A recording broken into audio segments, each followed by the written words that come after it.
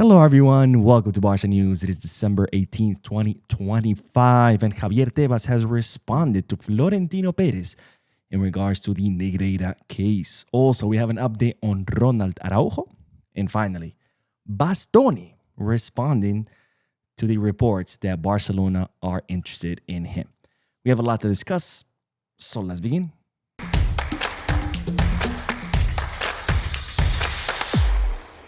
Hello everyone, welcome to the channel. My name is Bo. We'll begin this video with the news that the president of La Liga, Javier Tebas, has responded to the president of Real Madrid, Florentino Perez, regarding his remarks about the Negreira case. Now, as you know by now, because we have discussed it plenty on this channel, Florentino Perez, during his last address to the Real Madrid club members, he went on a tirade attacking Barcelona and bringing up the Negreira case.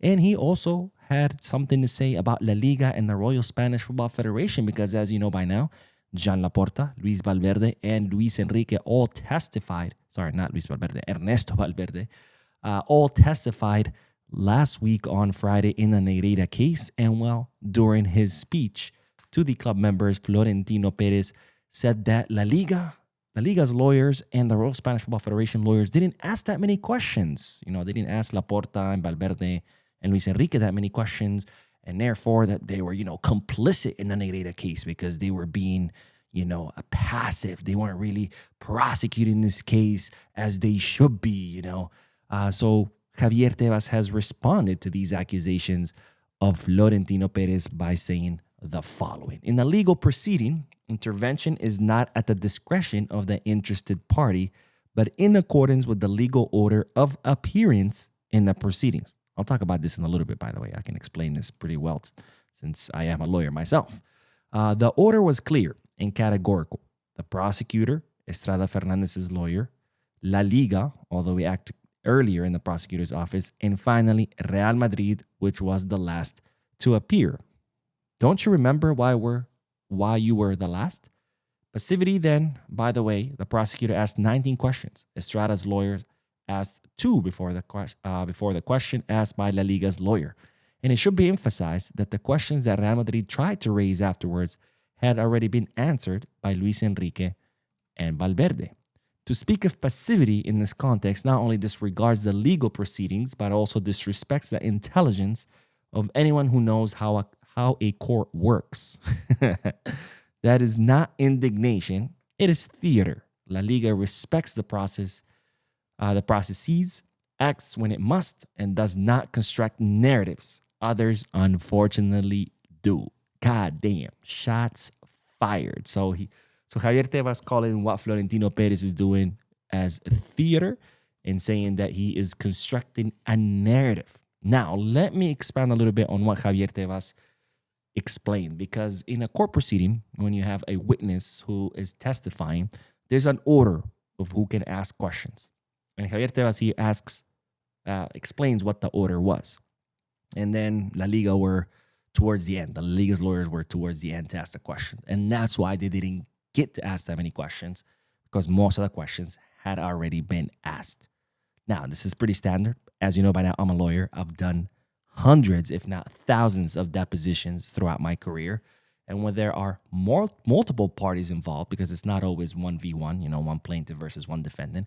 A lot of times there's multiple parties, one plaintiff versus several defendants, or several plaintiffs against several defendants, or etc.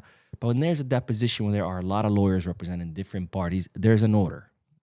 Usually the order is how it's in the complaint, right? It's in the order by how the parties appear in the complaint. Now, the first lawyer in that complaint goes first, and he's going to ask most of the questions, 99% of all the questions.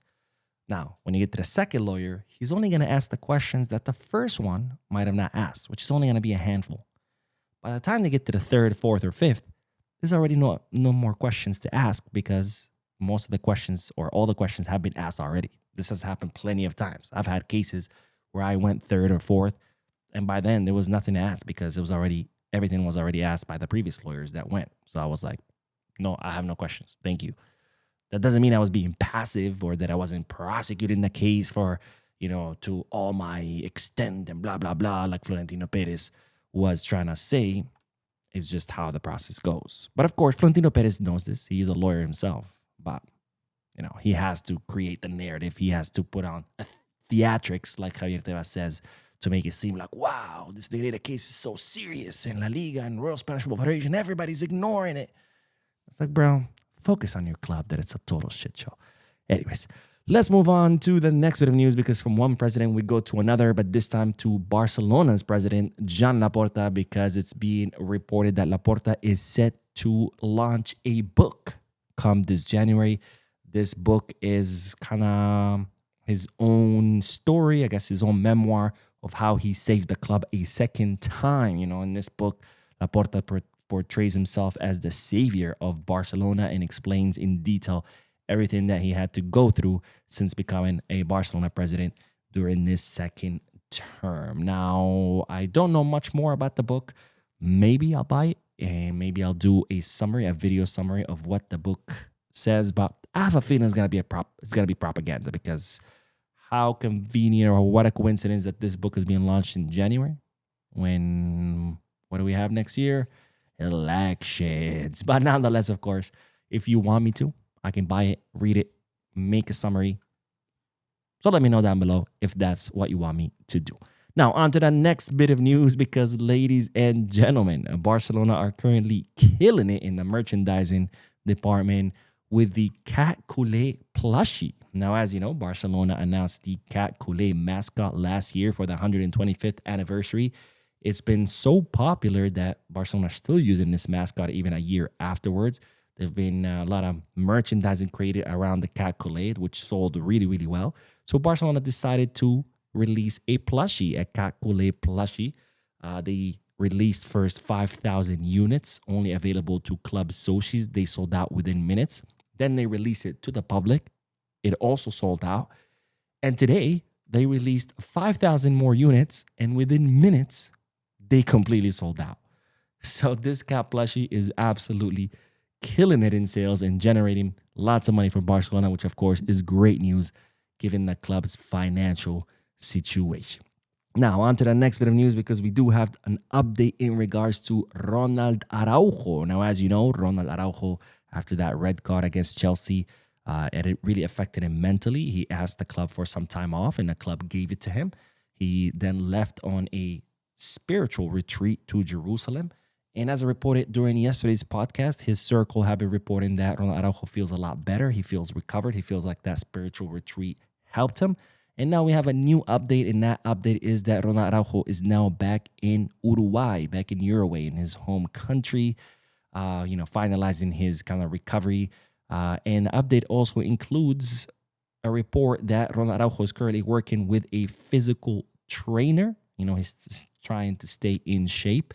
That way, when he comes back to Barcelona, he's not like behind, physically speaking, or out of shape. He could just jump right back into the training. Now, this physical training is working directly with Barcelona's physical trainers, giving them feedback every day, sharing plans, exercises, a whole exercising plan for Ronald Araujo on how to stay in shape. That way, when he comes back to Barcelona, he can hit the ground running.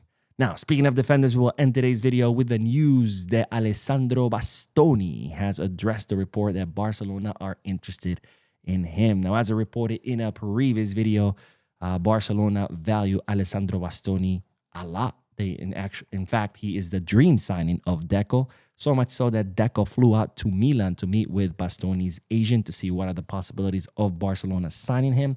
Of course, that meeting kind of affirmed something that we kind of knew, which the signing would be kind of impossible, because with a market value of 80 million euros and a contract that stretches until 2028, it's going to be extremely an expensive signing, a signing that Barcelona cannot afford. Nonetheless, Bastoni addressed today the reports that Barcelona are interested in him, and this is what the Inter Milan defender had to say. These rumors make me feel proud. Just like you read them, I read them too. It means I'm doing well. But there's nothing to it. I'm happy at Inter, and I don't have any problems here. I don't focus on the news. So there you go, folks. Bastoni pretty much closing the door saying, yeah, it's flattering, but I'm happy here, and that's it.